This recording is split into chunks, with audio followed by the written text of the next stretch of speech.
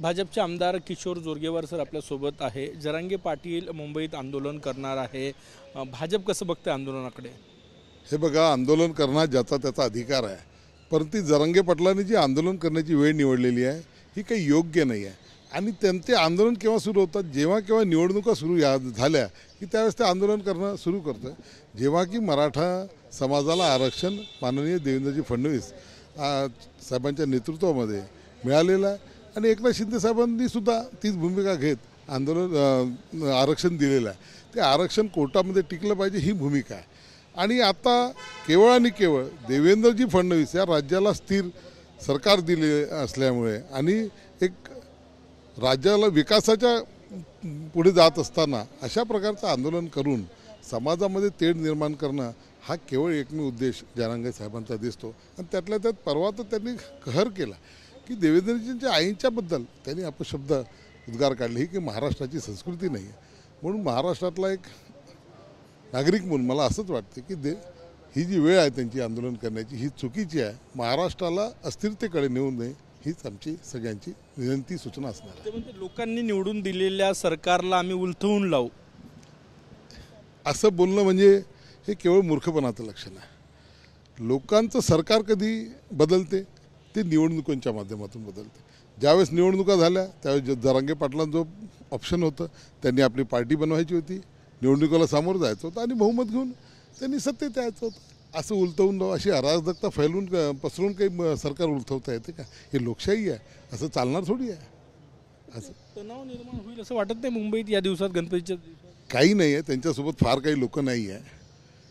ते त्यांचं जे आंदोलन आहे हे प्रायोजित आंदोलन आहे हे कळलेलं आहे। आणि मराठा समाजाच्या मागे ज्या भक्कमपणे देवेंद्रजी आणि हे पूर्ण सरकार आहे हे मराठा समाजातल्या लोकांना कळते। काही जे विघ्नसंतोषी लोक आहेत ज्यांना अराजकता पसरवायची आहे आणि आता पुढच्या ज्या लोकल बॉडीच्या निवडणुका आहेत त्याला अनुसरून या सर्व गोष्टींचा सुरू आहे। कोण आहे जरांगेंच्या मागे असं वाटतं तुम्हाला? तुम्हाला माहिती आहे सो कॉल्ड जे सत्तेमध्ये होते फार जुने लोक तेच लोक आहे। आंदोलन काय असं कधी उठायचं कधी आंदोलन करायचं, काहीतरी वेळ द्यायची, अल्टिमेटम द्यायचं, आपणच उपोषणाला बसायचं, आपणच मागे घ्यायचं, असं कधी होते का? असं होत नाही। आणि म्हणून हे अशा वेळेमध्ये ज्यावेळेस पोलीस प्रशासनावर तणाव असतो त्यावेळेस आपण आंदोलन करून पुन्हा अराजकता निर्माण करणे राज्यामध्ये हे काही हिताचं नाही आहे। ओबीसी नेत्यांमध्ये कुठेतरी धाकधूक वाढलेली आहे की आमचं आरक्षण तर जाणार नाही बा। हे बघा, ओबीसी समाजाच्या नेत्यांमध्ये ही भूमिका आहे की मराठा समाजाला आरक्षण मिळालं पाहिजे, परंतु ते ओबीसीतून मिळू नये। आणि त्यातल्या त्यात ज्या मराठा समाजाच्या लोकांजवळ कुणबीचे प्रमाणपत्र आहे त्यांना ऑलरेडी आरक्षण मिळतच आहे आणि तीच त्यांची मागणी आहे। त्यांची नवीन मागणी काहीच नाही आणि नवीन करण्यासारखंही काही नाही आहे। पुन्हा त्यांच्याजवळ त्याच्या व्यतिरिक्त परवाच्या दिवशी CM साहेबांसोबत मी होतो, याच्या व्यतिरिक्त जर त्यांच्याजवळ काही असेल तर त्यांनी चर्चा करावी, मार्ग सांगावे।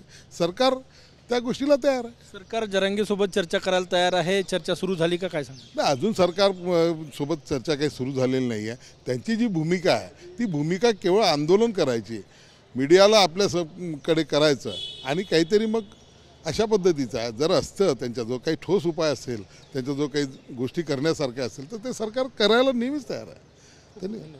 कॅमेरामॅन सचिन सायांसह गजानन माटे, TV9 मराठी, नागपूर।